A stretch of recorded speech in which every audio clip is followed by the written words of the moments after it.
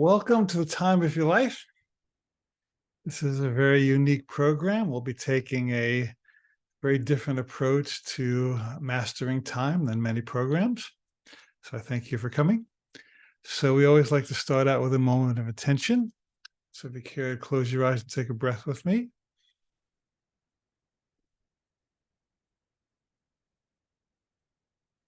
We relax into this moment. We know it's a very precious moment. We have come together for a very lofty purpose, to rise above time, which seems to be a limit to us, but is really a big helper when we know how to use it. So we thank each and every person for showing up, whether you're watching live or to the video.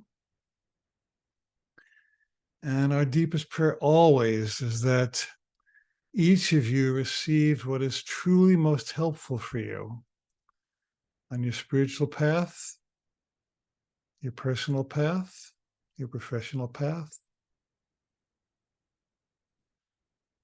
And we know that there's something you can learn and open to and gain that will really further your life.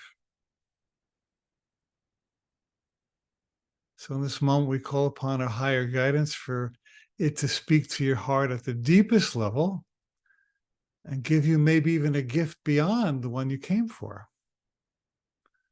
So we let Spirit guide us, as it always does. And we see wonderful, wonderful results for this meeting and for this course. If you'd like to say with me out loud right where you are, and so it is. And so it is. Thank you. Okay, well, let's dive right in.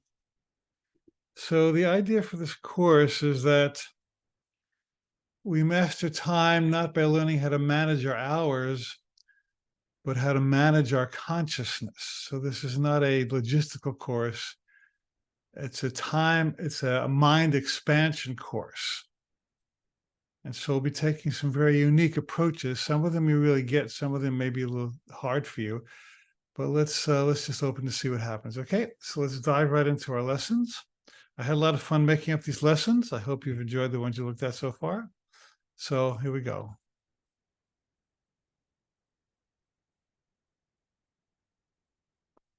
Okay, if you haven't already gotten a pen and paper, please get one. We'll use a little exercise in a little while. So we're going to talk about time wealth and time poverty. Now, I've usually thought myself as a fairly abundant person. I've had pretty good fun with money and friendships and health. Most of my life has been pretty good.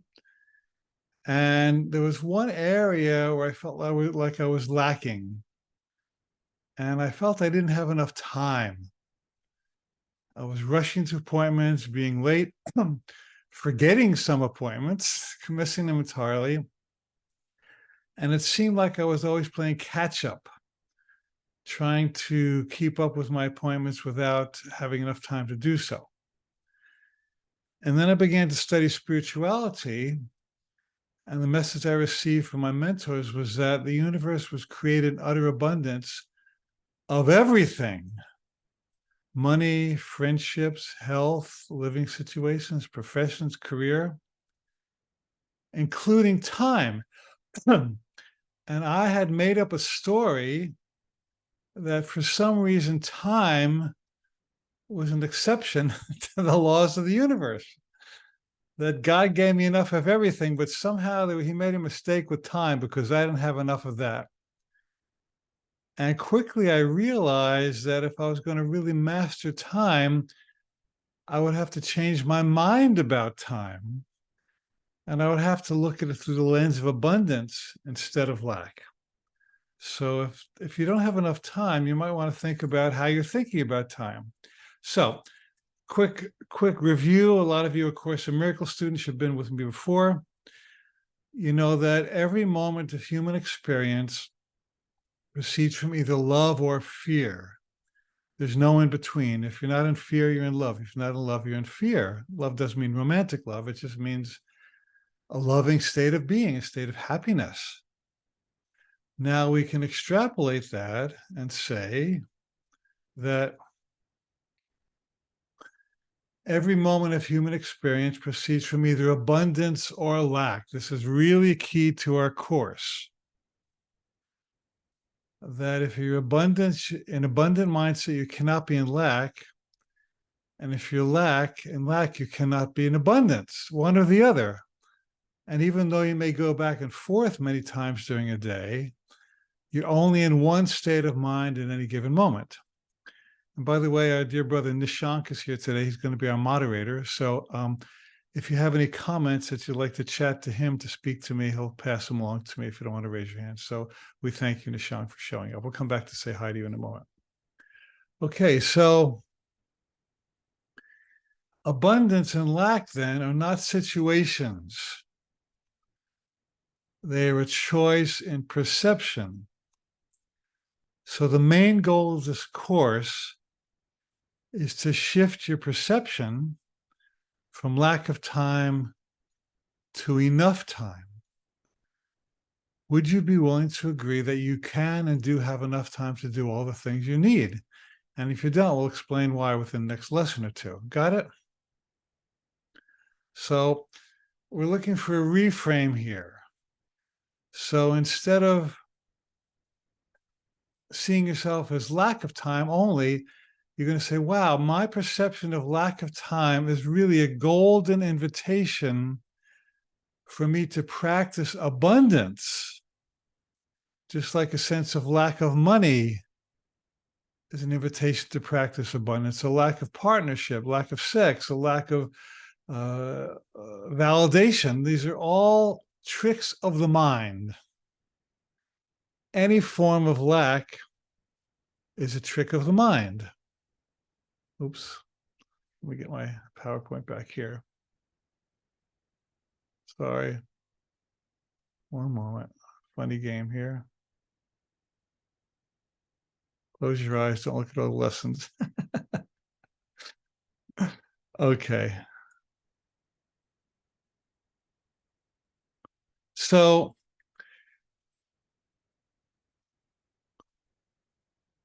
Course in Miracles says that in any situation in which you perceive that something is missing, what is missing is what you are not giving. Now, let me give you kind of a practical example from another angle. A fellow stood up at one of my workshops and said, how can I let more love in from my girlfriend? And I said, no, you don't need to let love in from your girlfriend. You need to let love out from yourself. So his perception of something that was missing had to be replaced with something he could give. So if you feel that you're lacking in time or missing something in time or anything, it's an invitation to ask, what can I give more? And the answer is always consciousness. What I could give in my love relationships, my financial relationships, my time relationships is a different consciousness. That's what we're looking for, a different mindset. Someone said that every need is a need to give. Can we say that out loud together? I'd like you to, ask you to put your video, your audio on. We're going to say something together and Nishank will shut everybody down if it's okay. You ready? Open your video. I'd like to repeat after me. Every need is a need to give. Every need is a need to give. And in any situation in which I perceive something is missing, repeat. In any situation in which I perceive something is missing. What is missing is what I'm not giving. What is missing is what I'm not giving. Now this, you can shut everybody down. Thank you. Nishank will put your microphone off. This turns the table on your entire life, because we have been trained that when something is missing, it's because the world is withholding something from us. But any form of spirituality reverses that and says, no, when something is missing, you are withholding from yourself or withholding from the world. So what can you give to offset lack of time? Let's take a look here, shall we? Good stuff. So I'm going to ask you a question here. We're going to have lots of interaction here. So you can either type it into the chat or raise your hand. I'd like 2 or 3 people to raise their hand each time we have a question. So type into the chat or raise your hand. What would you like more time to do? If you had more time, what would you do with it? I'll read the chat. And how much time would you need to do that? Okay, swim, exercise, 90 minutes a day, play, read. You can watch the chat with me. Self-care, thank you, Hunter. Write, Linda would like to write. Make my work the way I want to. Travel, sleep, read and sleep, be creative, hike. Study A Course in Miracles. Thank you, Linda. I'm just reading the chat. You can read it too. Yoga, spend time with loved ones, relax and meditate. Thank you. Slow down and move at an easy pace. Love it, love it, love it, love it. Be outside in nature. Love it. Exercise, be in nature. Okay, good stuff. Okay. Would anybody like to raise your hand and just speak out loud anything you'd like to be doing that you haven't been doing? May I call on Abhinav? Abhinav spoke first in the chat, so would you like to share, Abhinav? Go ahead. Sure. Thank you. So I talked about swimming and reading, and as everyone was sharing, right, meditation. I was also thinking about seeing a movie without feeling guilty. Mm-hmm. And it's been a journey for me as I was doing some of the lessons and all of that. So I think I'm in a better space over the last year or two in terms of my relationship with time. Mm-hmm. But I still feel lack. Yeah. Okay. We're going to shift that for you. Okay. Yes. Thank you. And, you touched on something we'll get into later on. I feel guilty about seeing a movie. Now, when God gave the 10 commandments, he did not say, thou shalt not see a movie. And if you do, you shall feel guilty. And that was not anything that God made up. So if you feel guilty about seeing a movie, you must have made up a story that at some reason you don't deserve it. You're not innocent. Yes. So at a later lesson, we're going to look into the relationship between having enough money, having enough time, and being worthy. That's probably the deepest level at which we could work, would be to know that I am worthy to watch a movie. Yes. I am worthy to swim. I am worthy to walk in nature. I'm worthy to sleep. I am worthy to eat. I'm worthy to have money. I'm worthy to have sex. There's just about every issue we face, including lack of time, is an issue of worthiness. So we're going to keep coming back to it, but thank you for raising it. Sure. Okay, well, Laura, what would you like to share, Laura? Thanks for raising your hand. Go ahead. Laura, I want to put your video on, Laura Dana. Laura? Okay, Laura's not putting her video on. Never mind. Thanks. How does one raise their hand when they're back on this main page? What's that? So how does one actually raise their hand when you're back in the normal page? I saw a button for it before, but now I don't. Okay. Did you want to speak, Julie? Well, yeah, I was going to say I want more time to do the things, the chores and things. I know that sounds bad, but chop wood, carry water, to do the things that I never seem to have that time to finish or do. And yeah. So we want to back your mind. So. Yeah. So we want to shift. We want to shift from the belief set that I have enough time just to do the things I need to do, and expand that to recognize I have the time to do things I want to do. It's the same thing with money. a lot of people have enough money just to pay their bills, but when they want to take a vacation or go out to a nice dinner or buy something wonderful, they think, well, that's self-indulgent. So what if the purpose of money and time was not just to have enough, but to have extravagance, have more than enough? And I think I gave the lesson in my example in a lesson. There used to be a huge mango tree in a valley near where I lived. And we go down in the summer and there'd just be hundreds or maybe thousands of mangoes coming off this big, beautiful tree. And we take a penknife and like a washcloth or a towel, and we would just sit under the tree and eat mangoes. And if you've ever seen a mango tree or an orange tree or any kind of orchard of apples, they're just coming and coming and coming. There's endless. In fact, one of my Japanese students visited my house once, and I had an orange orchard in the back. It wasn't big, 30 trees. And he saw all these oranges coming. And he said, for the first time in my life, I understand abundance.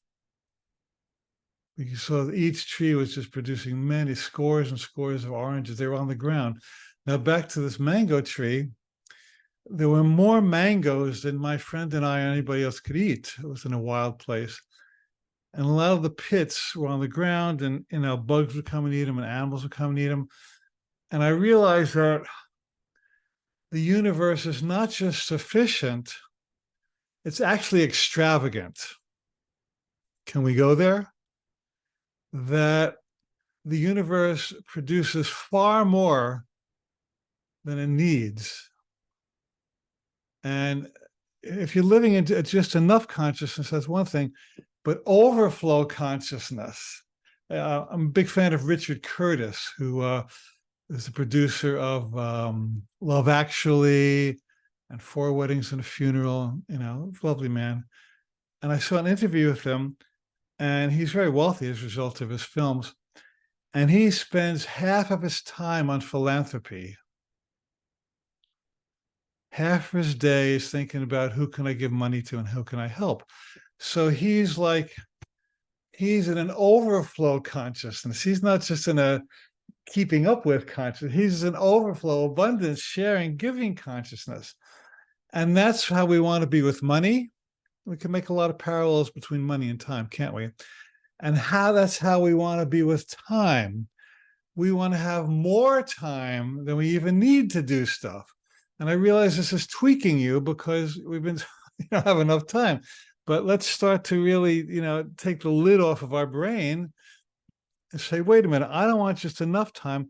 I want more than enough time. Got it? Got it.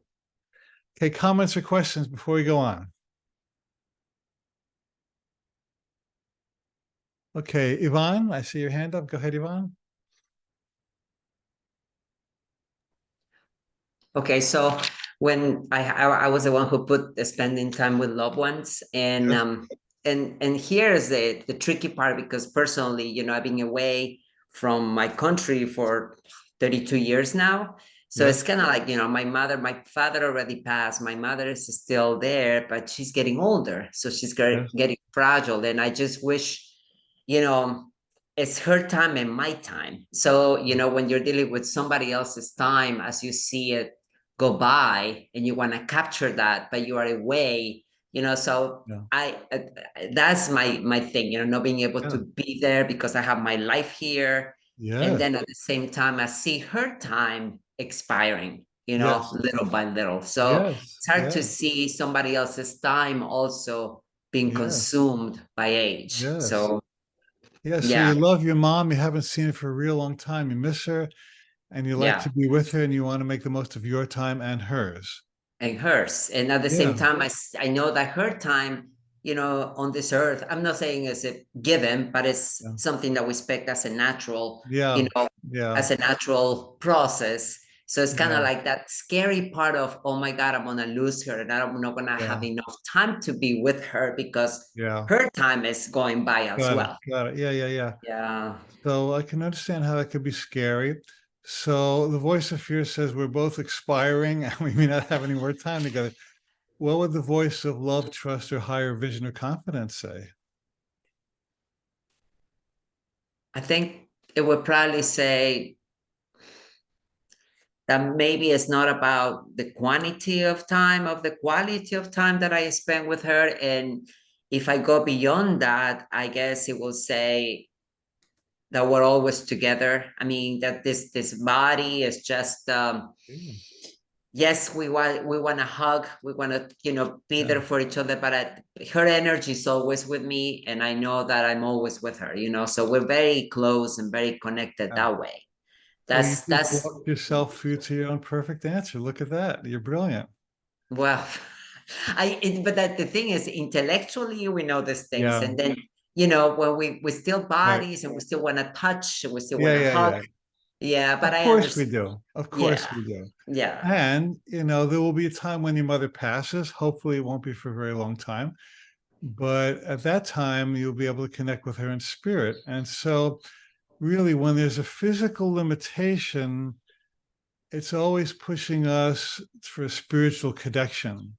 Hmm. So your opportunity here, as I see it, would be to really do your best to connect with her in spirit and find as much fulfillment as you could in that.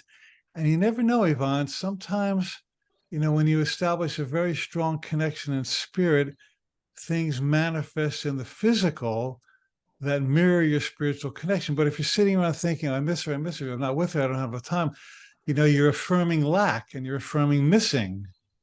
And so if you can really drop into the truth of your spiritual connection, A, you will feel connected, and B, you might actually manifest a physical connection somehow. Make sense? It does make sense. Yeah, yeah. Yes. Thank you. It's Thank kind you. of like parents who are trying to conceive and they can't, and they do lots of fertility methods and so forth, and they're busy vibrating, no baby, no baby, no baby, no baby, no baby, no baby, no baby. And every time they think, oh, I got my period, no baby, no baby. And each month it's no baby, no baby. And they're in such a no baby consciousness that they don't have a baby. And then they finally give up and say, okay, we'll adopt. Then they adopt and a baby, baby. And then they conceive physically. It's a very common thing because no baby attracts more no baby, and baby attracts more baby. So the belief, the mindset, there's not enough time attracts more and more and not enough time. In fact, we're going to say something really weird now, but it's really true. You're abundant and not enough time. You get it? Like people who are thinking, I'm so poor, I don't have any partners, I don't have any relations. They're abundant in poverty. You get it? Because they're so steeped in the mindset of I don't have enough, that they have plenty of not enough. I'm making, I know this is weird, but it's really true. You have plenty of not enough. And then when the people who are trying to conceive finally get a baby, then they have plenty of baby, and the law of attraction take care of the details and manifest a physical baby. So the more you complain not enough, the more not enough you get. The more you celebrate enough, the more enough you get. And this is a story for every aspect of life. Okay, it's good stuff. Good stuff. Thank you, Yvonne. Let us know if something shifts with your mom, okay? Okay.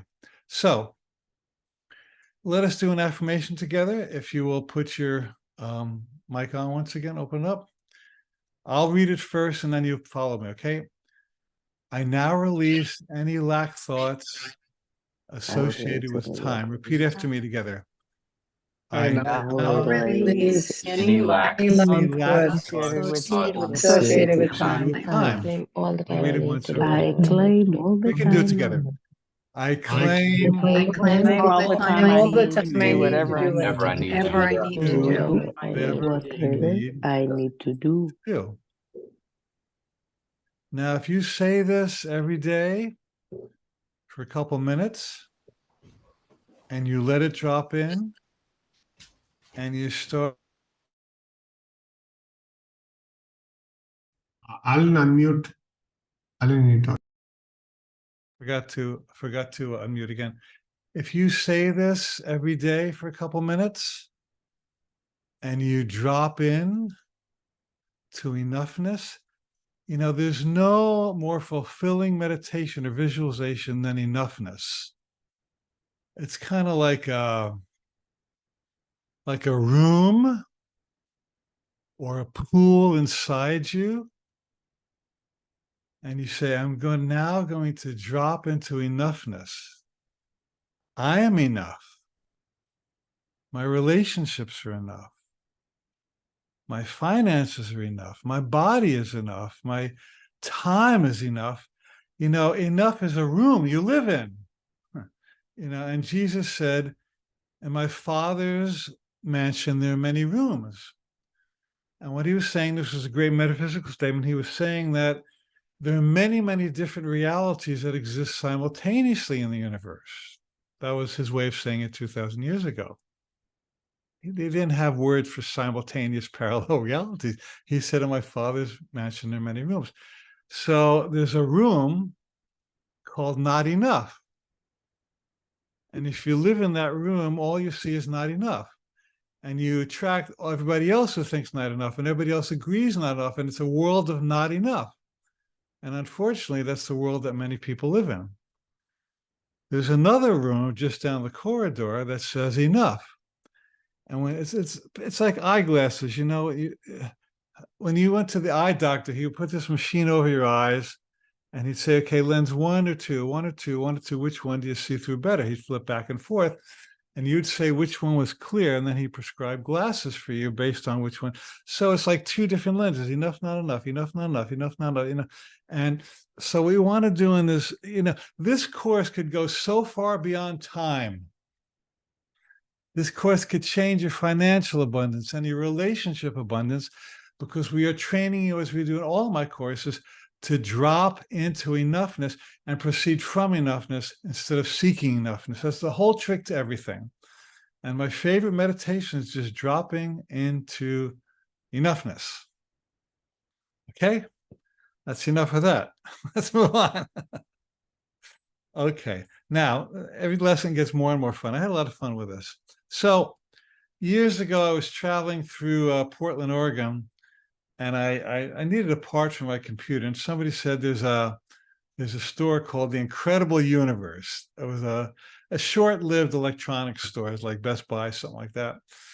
So I called them up, and the lady answered, "Welcome to the Incredible Universe." And I thought, wow, I don't even need to talk to you about a part.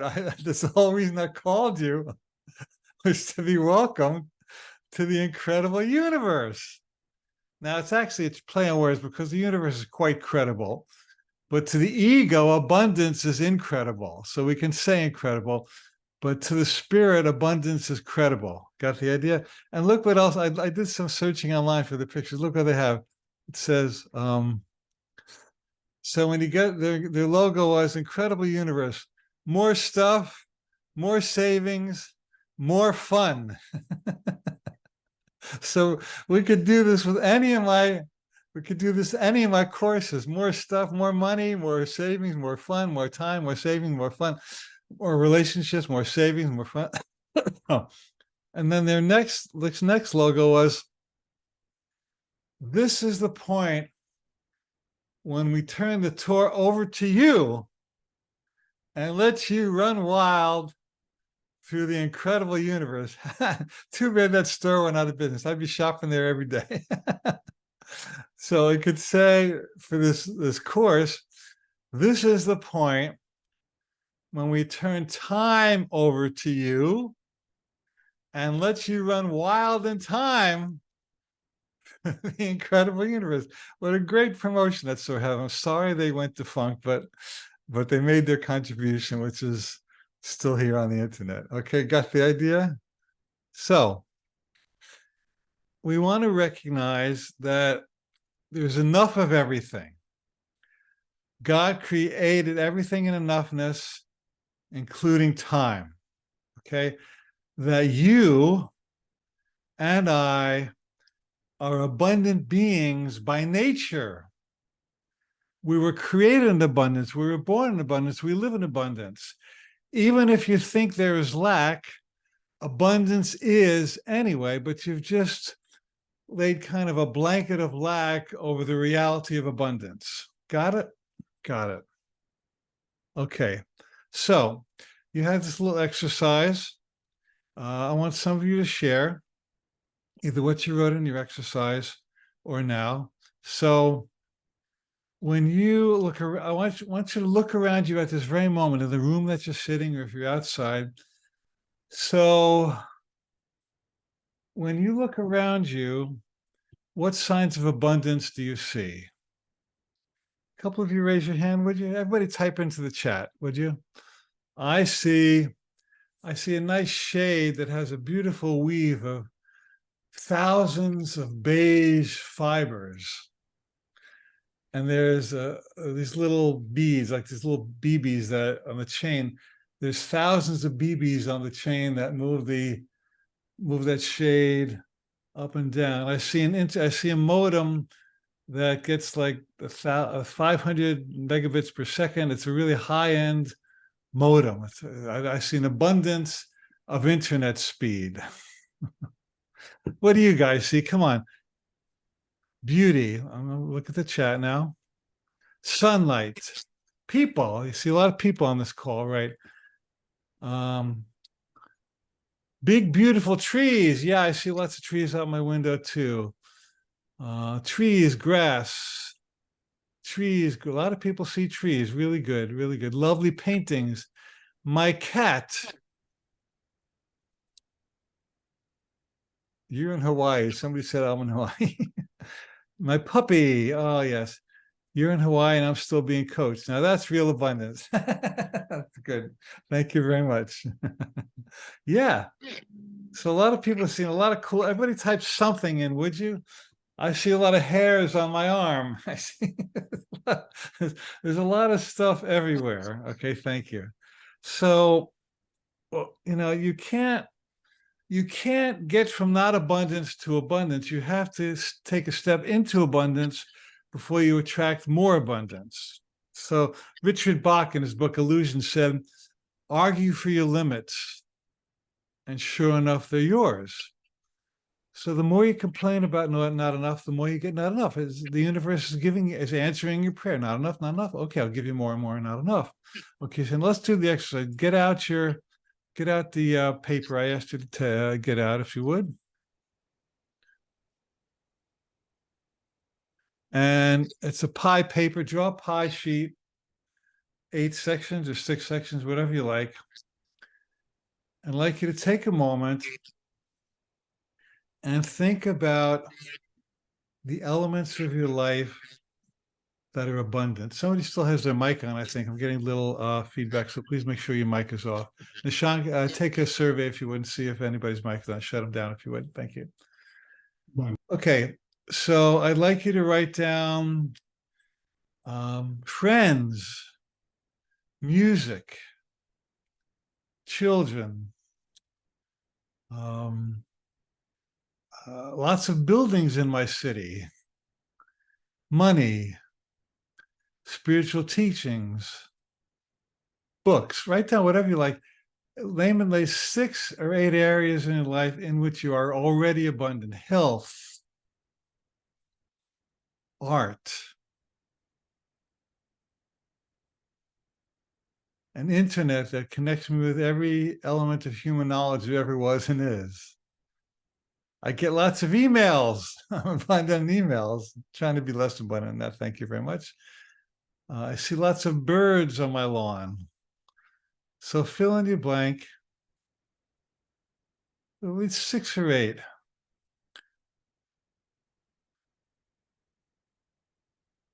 I'm abundant in spiritual teachers. I'm abundant in humor. I go on my streaming service and there's thousands of movies I can watch on any given evening. I go to my streaming audio service. There's thousands and thousands of songs and music I can listen to. Unbelievable. Believable. Take another minute. What are you abundant in? Already.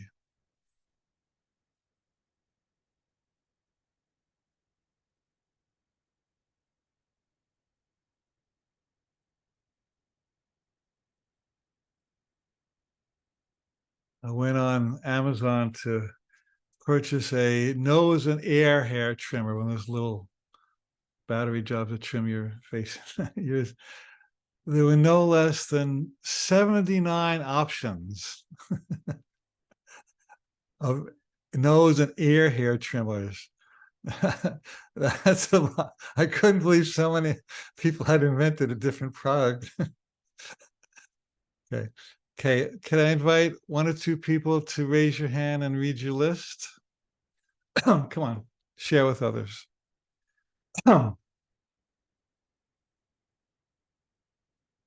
Laura, thank you, Laura. What's on your list? Unmute. Can you hear me? Yes, you're on. You're unmuted successfully. Go right ahead. Thank you. Humor, music, kindness, patience, and love. Great. Thank you. Perfect. Who else? Come on. Don't be shy. Julie, what's on your list? I have friends, music, art, books, movies, and information. I kind of squoze those together. Health, peace, trees, and fun. Great. An abundant list. Thank you. Okay, Nadja, one more, and then Kevin. Nadja and Kevin, what's on your list, Nadja? I have friends, trees and nature, Yes. wisdom, humor, opportunity to travel, Yes. smiles, connection to people, love and being loved, freedom and peace. Perfect. Thank you. And one more, Kevin.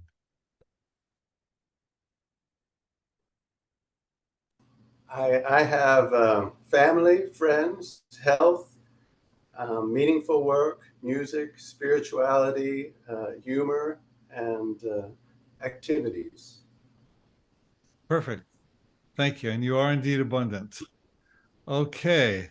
So thank you all for sharing. Let us return to our affirmation now. So open your mic if you would. Let's all read together slowly. I am an abundant living being in an abundant universe. Bless me with everything I need. reminds me Have an Have an abundance of time. I let's have just an let's just abundance meditate of on this for a time. moment. Don't just say the words, but think it and feel it. This is a huge affirmation.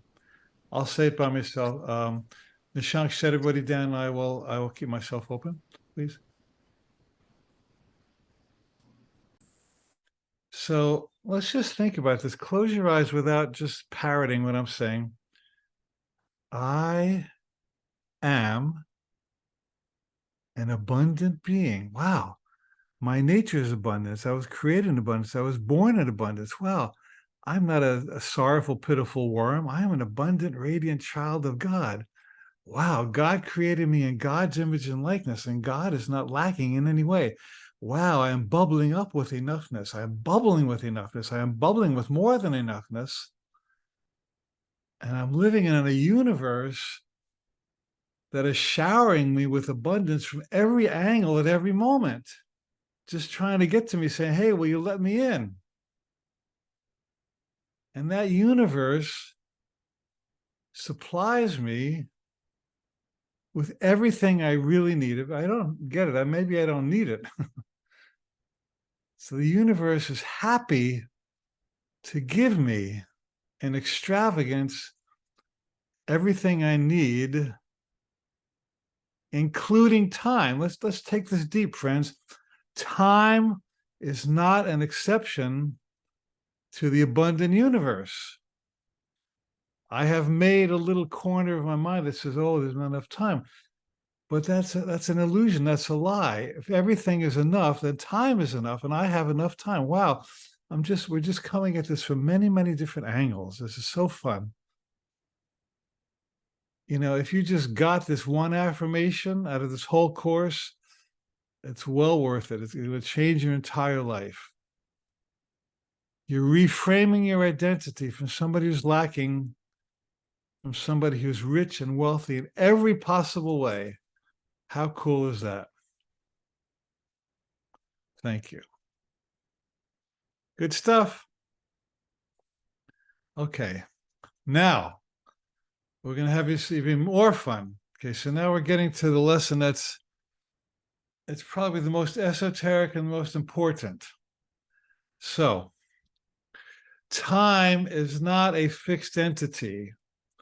Time expands or contracts according to the state of mind that you are in.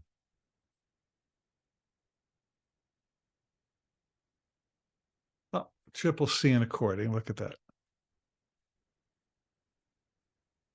When you're relaxed and peaceful, time expands. This is true.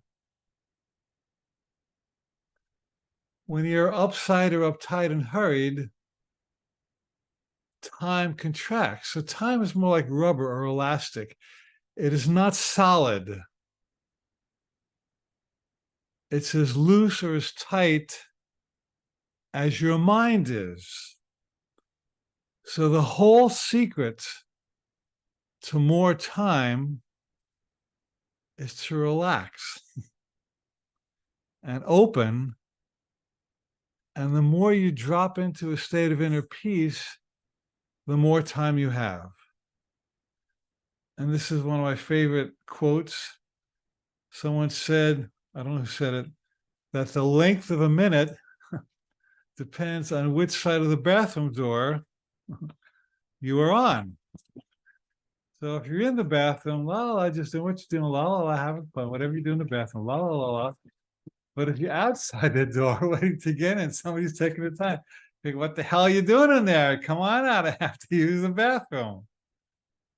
So you've probably noticed that when you're driving, let's say you're on your way to an appointment and you're uptight and worried and hurried and rushed and fretting, that's when you hit all the red lights and you get behind the slow driver and there's construction.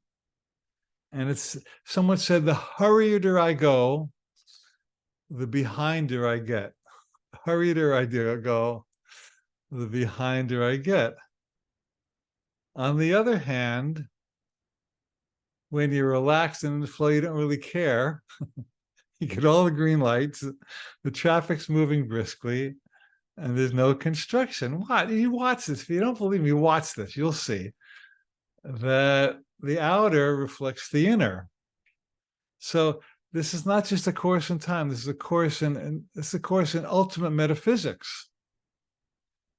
We think in secret, and it comes to pass, said James Allen.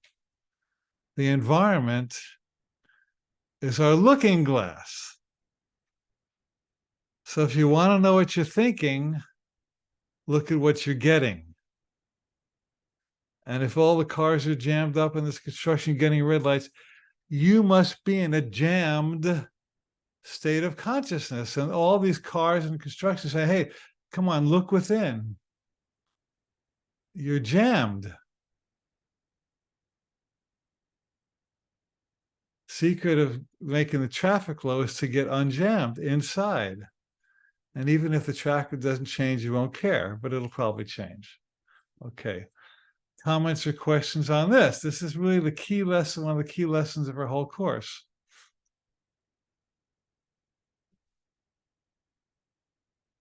So I gave the example in the lesson that many years ago when I first moved to Hawaii, I had to mail a package back to my assistant in New Jersey where I had moved from.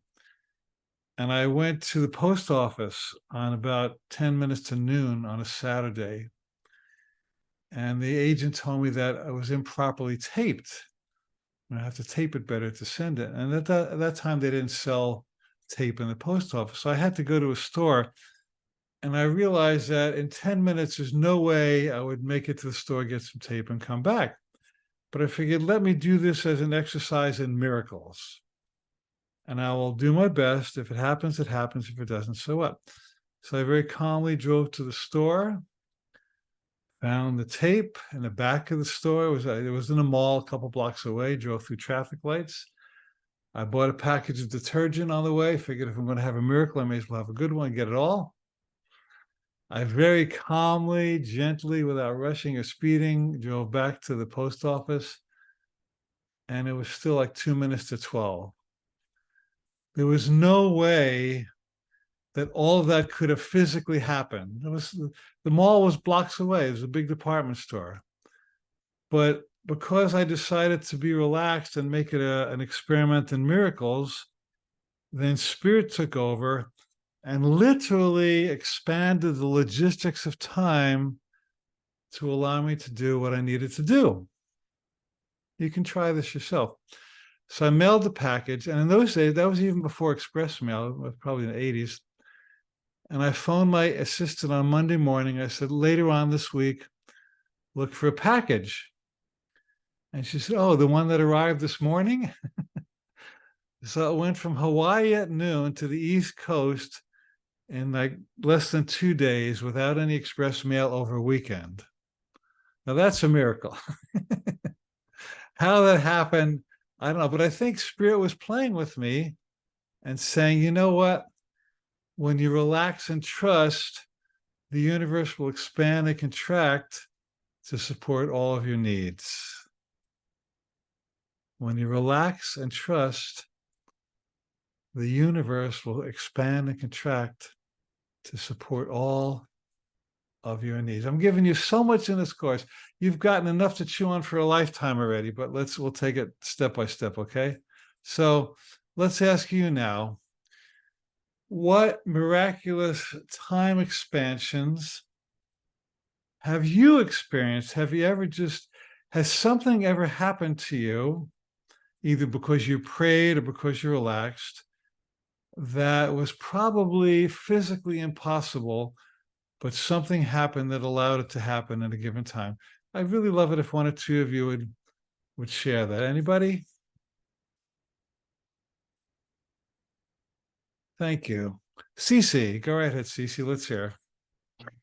I tend to be a little bit late when I go places. I have some anxiety if I'm early. Yes. So I tend to go late, and I don't mean to, but it just happens that way. And I've noticed in the last few weeks, I'd be going somewhere, I had an appointment, and I felt I was going to be like 10 or 15 minutes late. And my impulse was to call them and say, I just want you to know I'm going to be 10 or 15 minutes late. Mm-hmm. Decided not to call. And I got there on time. Yeah. Yeah. Very cool. Very cool. I loved it. You shifted from a sort of a catch-up apology consciousness to flow, and the universe rearranged itself to accommodate your new consciousness. Bravo, great example. Barbara, what was your miraculous time expansion?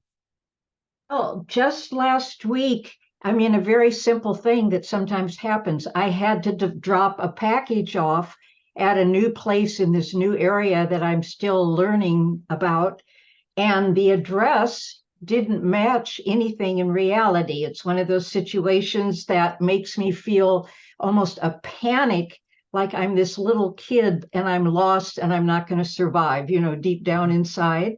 And I just opened up because I'd just been reading this course, and I just prayed and I said, angels, guide me to where I need to go. And all of a sudden, I was guided to walk into a store that had nothing to do with what I wanted. And it turned out to be the backside shipping department of the front side on the other side of the block of the address I wanted to find. And I'm walking in and they're so surprised to see me, and I'm apologizing. I'm saying, gee, I'm trying to find this address and this. Can you tell me where it is? And they start to laugh. They said, you're in the store, but you're in the back and it's in the front. Can you believe that? Well, it's a metaphor. You were there already. You're, But then I went in the back door, looking for the front door, but the back door was really the front door. You know what I mean? It was just, so this is but the symbol main thing I took away from that is more and more I'm trusting that when I really need help, yeah. I'm really just sincerely going, I give up. Help Amen. me. Like in those Amen. fairy tales where the princess has an impossible task to Yeah. do before sunrise, Yeah. and all these magic little creatures come and spin the flax or whatever. Bravo. That's not so far-fetched after all. Yeah, and it makes me happy just telling about it. Well, there's a metaphor. You were there, you thought you needed something and you were there already. Yes. Very good. Thank you. I had it all the time. And I'm looking for it Good everywhere example. else. But I was guided to Got it. actually Thank go you. where I needed when it didn't even look like the door. Yeah. Great story. Thank you. Thank Okay, you. Laura, what's your example? Last week I had a back-to-back doctor appointment in La Jolla, and I was running late because I was so taken by the beauty of the Torrey Pines Park as I drove that I didn't go fast enough. And I got to the doctor's office, but I was calm because there was so much beauty along the way. And I said, I have this appointment and then I have another right after. Is the doctor running on time? And she said, he's running a little bit late and you're not the next one, but the one after to see him. And I said, how am I going to do this? And some man stood up in the waiting room. He said, I'm retired. I'm next. Do you want my place? Nice. And I was so grateful and it all worked out perfect. Right. So Spirit worked through that man to give you a miracle. Good. See that? Everything works out. And I got to have my affirmation that there are good people in the world. Yes, that there are good people in the world. So it is. Thank you. So let's do another affirmation together. Keep open your mic if you would and say it slowly with me. I do not waste time. Allow me to be peaceful. Choose peace and time spent to accommodate all I need to do. Now, if you're students of Neville Goddard, a great metaphysical teacher, he talked about the law of reversibility. And he said that that if you get the thing you want, like money or a lover, then you'll have the experience of wealth or love. He said, but it works the other way too. That if you can drop into the experience of wealth or love first, you get the feeling first, then you will attract the manifestation. That's even more powerful because you've worked your consciousness from inside out instead of waiting for the world to work your consciousness from outside in. So this is an inside out course where we're establishing consciousness and then allowing the universe to mirror the consciousness we establish. Good stuff. Really good stuff. Okay. So we move on to our next lesson, another fun lesson called Lovers Make a Fool of Time. And what this means is that when you're in love, I don't mean romantic love necessarily, but when you live in a state of being that's loving, it lifts you beyond the constraints of time. Let's go a little more deeply into this. So time is a mindset. And for most people, it's a limiting mindset. You know, when you go to sleep, you're not in time. When you meditate, you're not in time.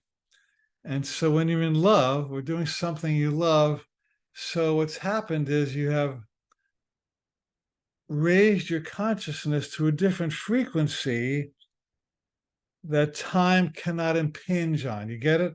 It's like time is a vibration.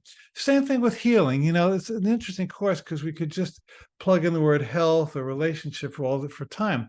So illness is a frequency.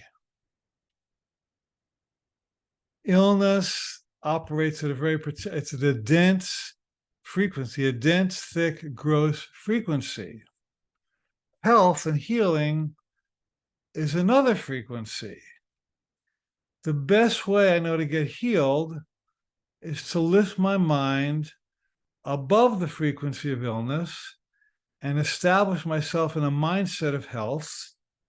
And the two cannot coexist simultaneously. You're either one or the other, and whichever one you're in more is the one that's dominant and manifests.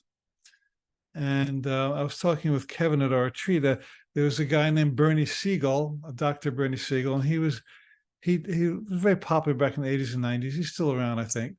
But he talked about exceptional cancer patients, and he worked with people who had been diagnosed with cancer, and they were working their consciousness to be healed and stay healed. And the exceptional thing about them was that they were choosing a particular frequency of consciousness that was helping them get healed and stay there. So we kind of say the same thing about time, that time, the idea of time exists at a certain frequency. And if you're established in that frequency, time feels very real and limiting, like a prison, really.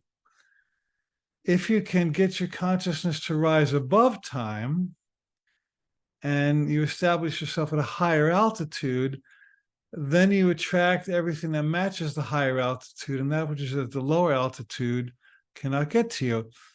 When eagles fly at a low altitude, the crows can come and peck at them and try to get their food that's in their mouth.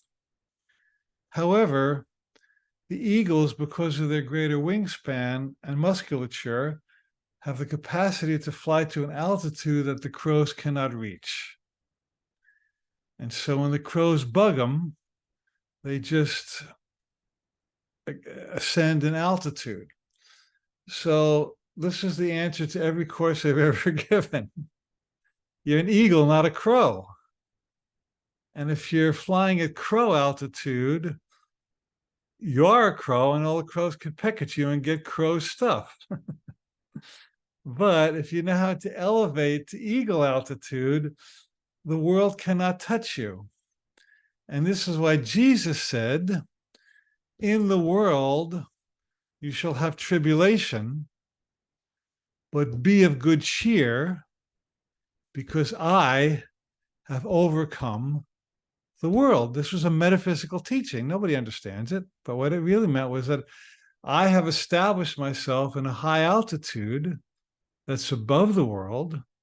And if you care to join me in that consciousness, the world can't get to you. So everything is about shifting consciousness. Everything, including time. Time cannot get to you when you're in love.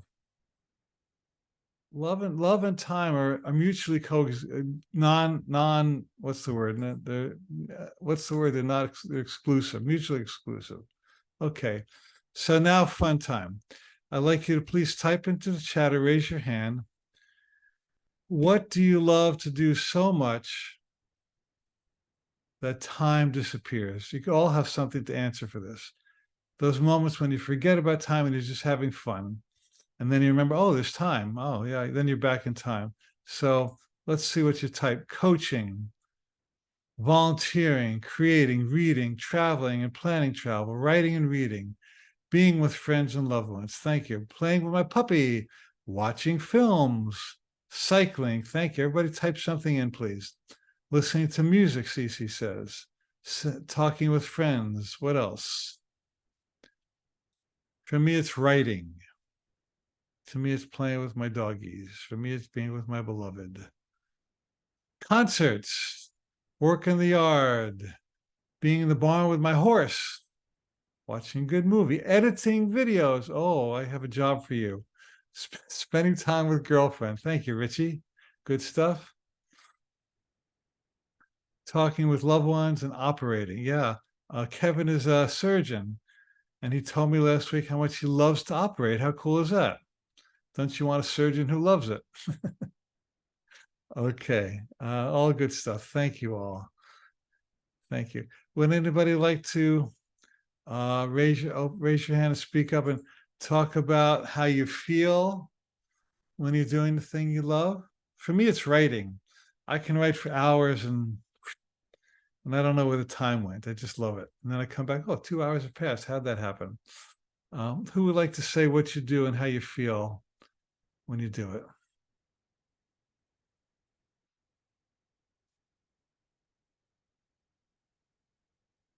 Maria, I saw you smiling. Would you care to share, Maria?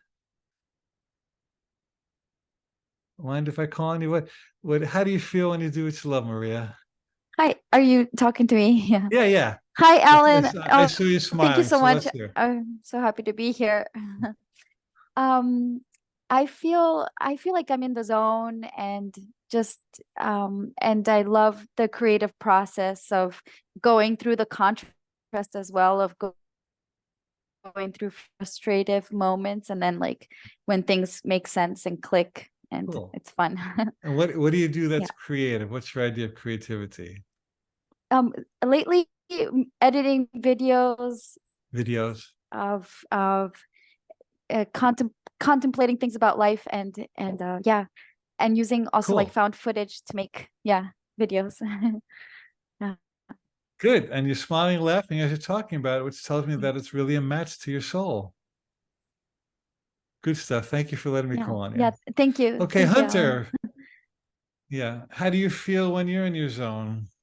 Hey, Alan. So I said coaching others. It's one thing that probably juices me up more than just about anything in life. And yeah, it's amazing. I'll start a session and an hour will go by and I think, where did the time go? You know, we're just, you know, in flow and having a great time and something I love doing. And great. So yeah, it really disappears.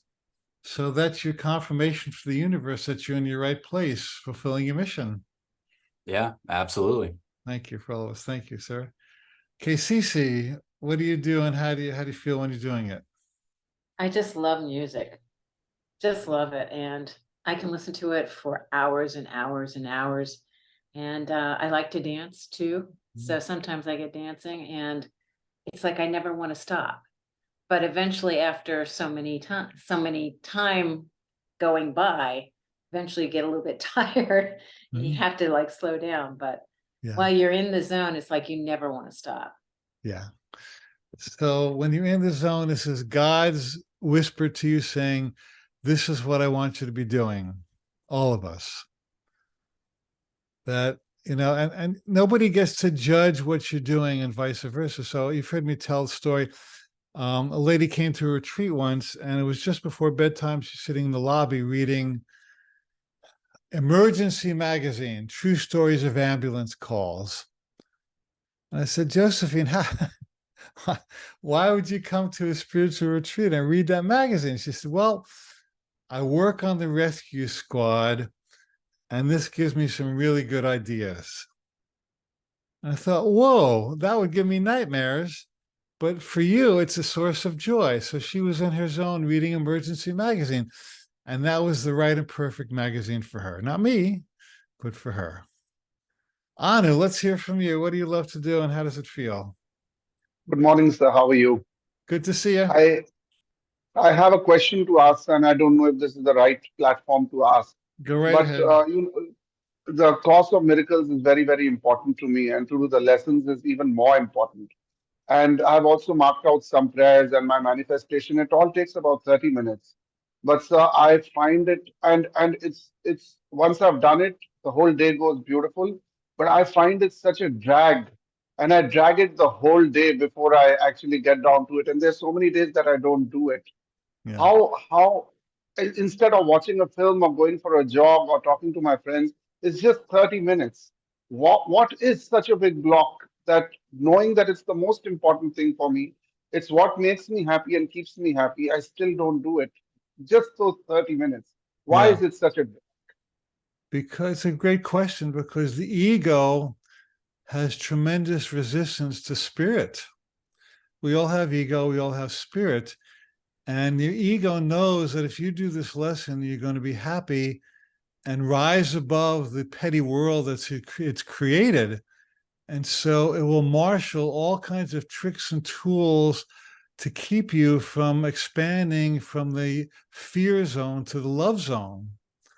So you just have to recognize that ego is behind this resistance and love yourself anyway, and ask yourself, how much better would I feel if I did it? That makes sense to you? Yes, yes. You know, it's a turning point for you, Anna, because you know you've learned through coach training that whenever we're about to take a step to the light, the darkness wants to come up and engulf us. But that's the most important time to keep going, because eventually the darkness loses its power. So to put it in a Christian term, somebody once said, the closer you get to God, how they say it, the more precious you are to God, the more precious you are to the devil. Now, I'm not a Christian, but it's an interesting, it's kind of a psychological phenomenon that the closer you get to the light, the more the darkness can't stand it. And so the darkness will find all kinds of tricks and tools to keep you from going into light. And there's no other answer but to just keep going. Just don't stop. The dogs bark and the caravan moves on.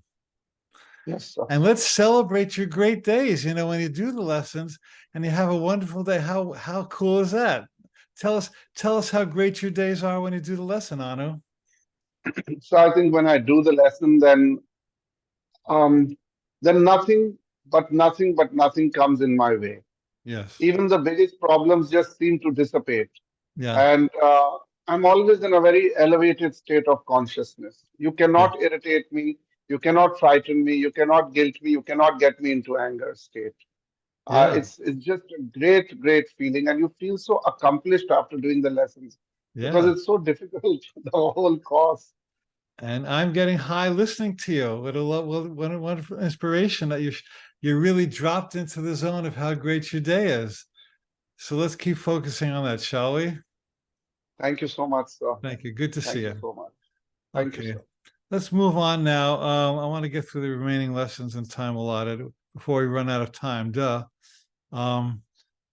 Okay, I met a guy named Dr. Happiness. His name was Christian Almarak, and he said that he had one spiritual teaching. He said, in any given moment, consider what is the happiest thought you could find in this moment. Especially if you're feeling depressed or upset. What is the happiest thought I could find at this moment? And he called himself Dr. Happiness. And that was the only teaching. He went around the world teaching that, a great teacher. So let's all think about this now. And say with me, open your mic if you would. I stay conscious of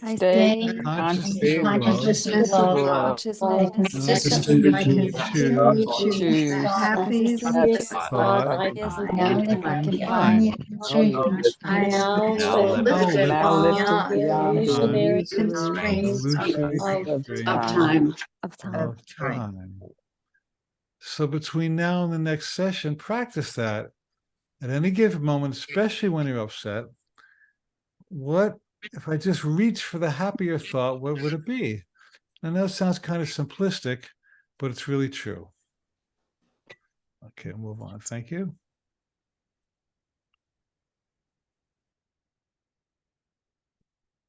One moment.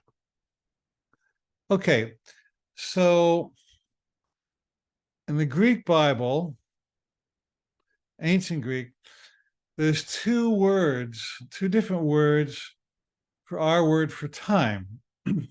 One is chronos, which means minutes, seconds, and hours as the clock ticks them. We all know what that is. And the other is kairos. And it's a little harder to translate, but we could say that kairos is the perfect flow of time. That everything has a right season and a right time. Divine timing. it's a different state of consciousness than Kairos, than Chronos. And our culture very often lives in Chronos. So let's see, I wake up, my alarm goes off at this hour, and then I eat breakfast at this hour, and I go to lunch at this hour, and I watch TV at this hour, and I go to sleep at this hour. And we kind of, are you hungry? No, but it's dinner time. Are you tired? No, but it's bedtime. I know some couples who have to make an appointment to make love. They're so busy. Okay, well, let's say Saturday morning at 9, we'll get together. That's how habituated we are to doing things by what the clock says. Now, what we want to do in this course is practice living more and more from Kairos, right and perfect timing. One moment. So we enhance our lives by moving from Chronos to Kairos. I think we'll just pass on this section because we have limited time. Laura, do you have your hand up again, or is that from before? I have my hand up. I have a question that kind of goes with what you're saying, a burning Go ahead. question. Sure. I'm retired and I have all the time in the world. And my dilemma is, how do I use my time the most respectively? I keep thinking of your saying, joy is my compass. Yeah. But I don't know if that's enough. I don't know if I'm always questioning, what should I be doing? Yeah. So it seems like it's a question of what you should be doing with your time, but it's more fundamentally a choice between should and would. Because, should is Chronos and would is Kairos. So, you're allowing the oppressive should to impinge on the holy would, WOLULD. And actually, I need to tell you, my dear, that joy is my compass is quite enough. That if you really are true to joy is my compass, one step of joy will lead you to many more. Thank you. I knew a lady who, she had kind of an emotional breakdown, and she quit everything, and she rented a cabin in the woods, and she said, I will use this entire 2 weeks or whatever it was just to follow joy. Like, I'm just going to ask intuition at every moment what to do. So the first day she just laid on the floor. And the second day she did some yoga. And the third day she walked in the woods. And her only rule was, I will move with joy and flow rather than obligation or schedule. And every day she got higher and higher and higher, until by the time she was done, she was illuminated, because she had reframed her entire life to live from inner guidance instead of outer obligation. And she came back, she became a successful therapist. Wow. Using that tool. So you have an opportunity to practice joy, and that joy is my compass is quite enough. Okay. But just one other question on that. Yeah. What if you have a plan with somebody? When you made that plan, you were all excited and that was wonderful. And then the day comes and that plan just doesn't feel joyful anymore. Well, you might want to not do it. Of course, this is a case by case thing, because there's some things we actually want to meet the person because you agreed to. In other cases, you might want to change your plan. I know people that do that. I actually did that last week and I thought of you. Thank you.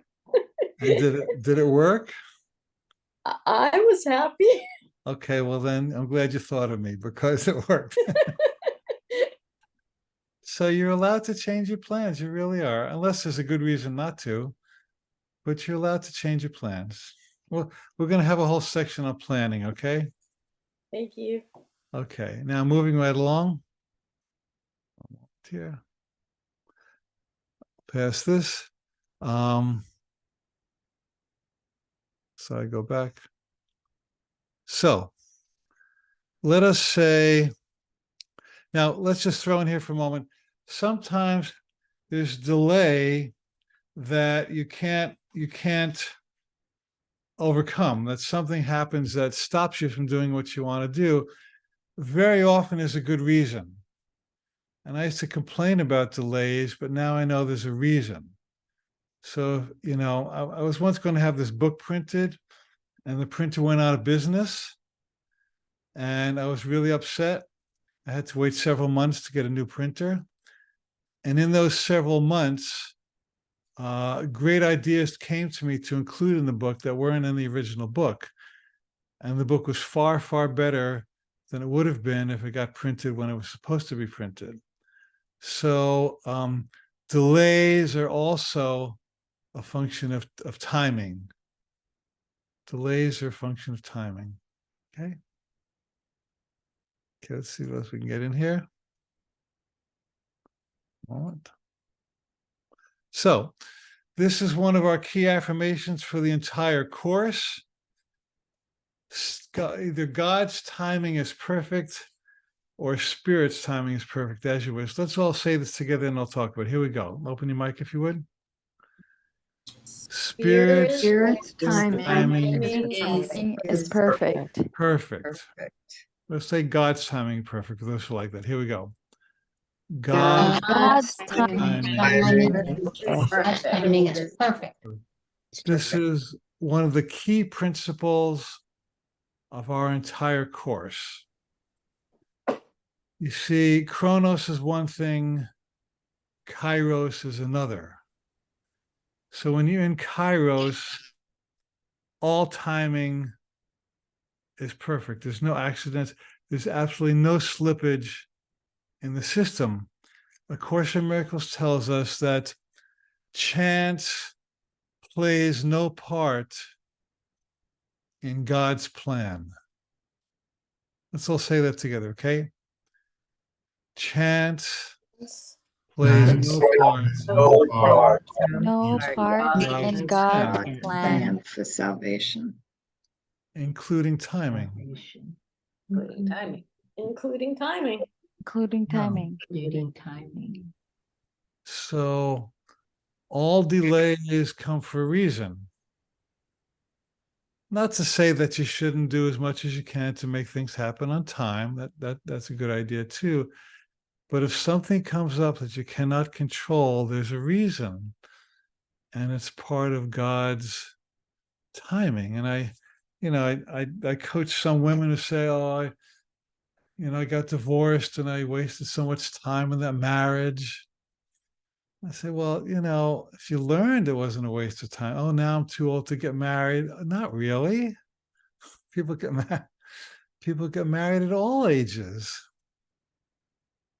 And so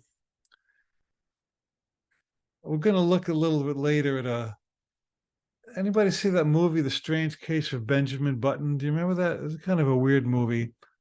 I'll call in just a moment, Julie. So it was kind of a fantasy movie about this baby who's born at an old age and he gets younger. And weird, but it's a fantasy movie. And then there's this moment where he meets this woman and falls in love, but she's getting older. So they have a certain amount of time together. And it's an interesting example of how different people's lives converge. So there's perfect timing of the synchronicity of us meeting. So you may be impatient about the delay, but something has to happen first before that thing could happen successfully. You understand? So we have to appreciate and honor delays also as part of the plan. Okay, it's a big picture we're looking at here. Julie, yes, dear. What would you like to share, Julie? That just reminds me of from our mastery training, the let it be easy. Yeah. And a lot, when something starts, I'm trying to do something that is getting difficult and more difficult. I'm like, okay, why am I not supposed to be doing this? Or what do I need to change? Yeah. So a great affirmation is, the question is, if I were willing to let this be easy, how would I be approaching this differently? And your answer is the answer. In other words, if you're struggling with something, you're making it hard. It's not Yep. necessarily hard, but we superimpose struggle over ease, and then we wonder why our lives are difficult, because we bring a struggle consciousness to something that could be easy. And sometimes we think we want something when really we're not asking the right question. Exactly. Something better is coming. Right. Just let the something better come.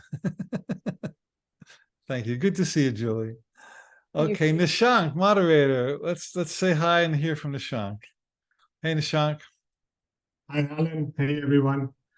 So Alan, I've been waiting for you to reach this lesson because I wanted to ask this 2 questions since I read this lesson yesterday. Yes. So the question is around thin lines, using delays happen for a reason. Yes. As an excuse to being late or never being on time ever. All right. And then using Kairos, the flowing with time as an excuse to procrastination. Yeah. So Alan, isn't it a very thin line? Can you elaborate on that? I hope my question made sense. We're going to have a whole lesson on lateness and stuff like that. One of the positive aspects of time is that it helps people work together for a common purpose and make good things happen. So if we're going to have a meeting and we both show up on time, it really enhances the productivity of doing things. So really, time is a great asset in the world because it helps us join together to accomplish things. Now, you live in a culture where people don't usually show up on time. And if there's that agreement, then that works for people. And I remember you warned me, you said, watch out working with Indians because they're not going to show up on time. But I train them to show up on time, and they do. So is there more to your question? Let's say more if you want to. Yeah, so no, it's just that, like I know someone who is perpetually late, and then they use Louis Hayes' affirmation that you're always at the right time, at the right place, doing the right thing. Okay, like that was the context of me asking the question. So there's a Christian saying that goes, the devil quotes scripture. And what that means is that, it's a really good point. I'm glad you bring it up, that the ego can take truth and twist it in its favor. So somebody who's perpetually late usually has some issues. We'll have a lesson on lateness. And what they've learned to do very cleverly is to say, well, I'm in the flow. But probably not. And it's just kind of, sometimes you can use spirituality to empower laziness. That's another way of looking at it. Yeah.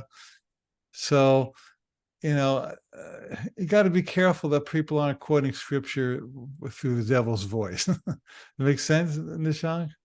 Makes sense. I think it's important to decipher that, and especially when you see it as a ongoing pattern. I think that's what I'm getting. Yeah. Thank you.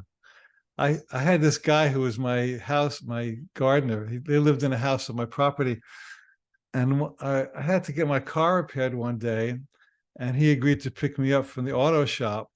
And so it was 11 o'clock. He didn't show up. 11:15 he showed up. So finally I called him up, and the guy's still home. So I said, hey, I thought you were going to pick me up. He says, oh, I don't live in time, man. He's a hippie. So I gave him, I helped him live in time by giving him 2 weeks to get another job. He learned to live in time. So we both learned to use time wisely in that situation. Okay. So Nishank is our behind the scenes moderator. He's happy to field questions and he does the highlighting. So thank you very much, Nishank. We really appreciate you being here. It's a joy to be here. Okay. Anything else before we start to close up? Questions or comments? I would like to make one comment on the lateness because I learned something interesting. Yes, who is it? Wave your hand so I can see you. Oh, me, Julie. Julie, go ahead. Yeah, go And ahead. they did a study where they basically just asked people, let us know when you think a minute is up. And they Yeah. discovered that some people thought like a minute was like really like 45 seconds, or others thought it was Yeah. like 15 seconds or something like that. And they found that people that are chronically late, I mean, we just experience time differently. And that helped Yeah. me, because I was a chronic late person, start going, okay, I think I'm going to be there in 15 minutes. I should give myself half an hour. And I start showing up on time when I started doing that. But it was kind of interesting to learn that, because we forget we experience things differently than other people. So I don't know. I found that really helpful myself. So I thought I'd share. Judy, thanks for sharing. I think Alan got disconnected for some reason. He's back. Okay.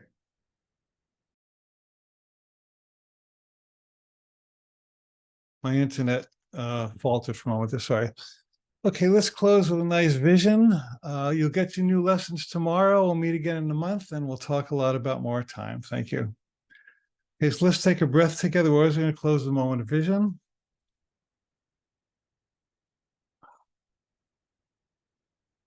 And I want to just seal, S-E-A-L, our experience of enoughness.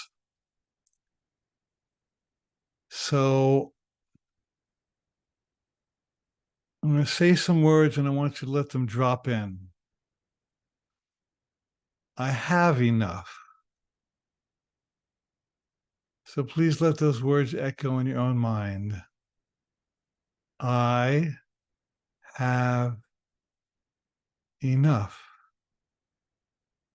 This is a meditation of a lifetime, actually. I know enough. And let these words kind of ricochet in your brain. I know enough.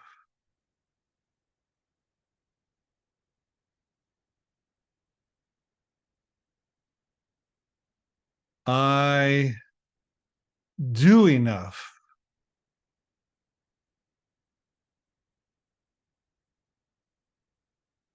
I do enough. And now, ultimately, finally, I am enough. This is the most important of all. I'm going to take a minute on this. I am enough. And I'm going to take you now back in time, so to speak, before time, when you knew who you were, before you dove into the world of time and space. There was a you that was and is a pure and perfect spirit. So I want you to travel back to an ancient moment before you entered time, when you knew and know that I am created in the likeness of a perfect God, that there's nothing in me that's lacking, there's nothing around me that's lacking. I simply seem to forget who I was, who I am, but now I'm remembering. I am reclaiming my identity as a perfectly sufficient whole being. Oh, please get this. Drop into this. Let's all do it together. If we do it together, it's really powerful. I now see myself as a shining light. I now see myself as a shining light. I now see myself as whole. I now see myself as whole. I am whole. I am whole. I am enough. I am enough. I have always been enough. I And I've always been enough. enough. I will always be enough. I I will always always be be enough. enough. There is always enough of everything. There There is always enough of everything. everything. There is always Always enough enough time. of everything. There is always enough enough time. Time. Now, you don't have to repeat, just listen. Thank you, God, for this amazing group of conscious people have come together. We have really raised the tide together, and a rising tide raises all the ships. Each person here, whether it's live or you're watching on video, has contributed your consciousness to a room that we all are entering and deserve and will carry through this entire course. This is a room of expansion, a room of plenty, a room of enoughness, a room of abundance, the room of the great I am. And this is the room in which time expands to give us everything we could ever want and need forever.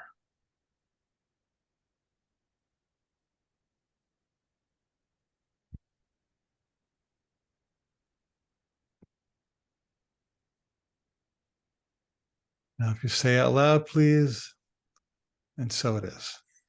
And so it is. So it is. Thank you all so much for joining. It's been a delight to be with you. I'm so happy to be with you. You'll get your new lessons tomorrow, and we'll see you in about a month or so. Enjoy your time until we meet again. Much love. Thank you. Thanks, Bye. Alan. Say goodbye to everybody. Anything you want to say? Bye. Bye. Bye, everyone. Thank you. Bye. Aloha. Aloha.